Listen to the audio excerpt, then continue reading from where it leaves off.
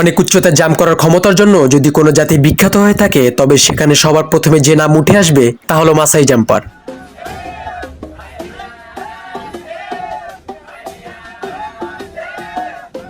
এই উপজাতিরা কোনো রকম সাহায্য ছাড়া একাই 3 ফুট উচ্চতায় লাফ দিতে পারে, যা কোনো সাধারণ মানুষের লাফের চেয়ে 3 গুণ বেশি।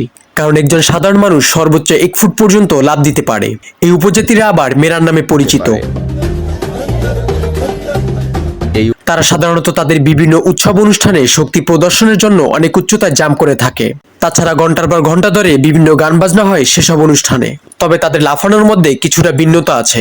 পায়ের উপর ভর দিয়ে সোজা উপরের দিকে লাফ দিয়ে থাকে তারা, যেটা তাদেরকে আরো উঁচু তুলতে সাহায্য করে।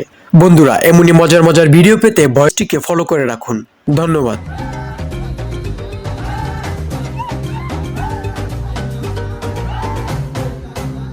চায়নাদের এই বিশেষ মশলাটি দিয়ে এমন আম্মাখা খাবার খেয়ে আপনি রীতিমতো অবাক হয়ে যাবেন। তাদের খাবারের তালিকা এমন কাঁচা আম্মাখা বেশ জনপ্রিয়তা অর্জন করেছেন চায়নাতে। মাঝে মধ্যে নেট দুনিয়ায় তাদের এমন অরুচিকর খাবার দেখে আমরা রীতিমতো যেরকম অবাক হই, তার মধ্যে এটি হচ্ছে অবাক করার মতো আমাদের মতোই একটি বাংলা খাবার।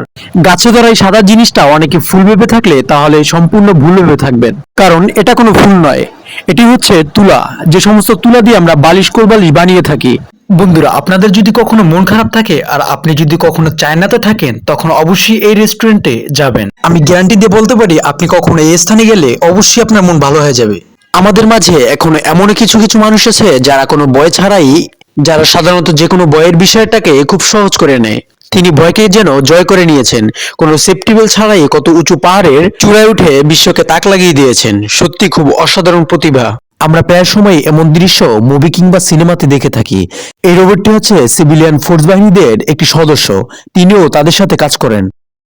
বন্ধুরা, আপনাদেরকে এই জায়গাটিতে কত টাকা দিলে আপনারা ঘুমানোর জন্য রাজি থাকবেন? অবিশ্বাস্য হলেও সত্যি, পাহাড় ঘেঁষে এভাবেই থাকার স্থান।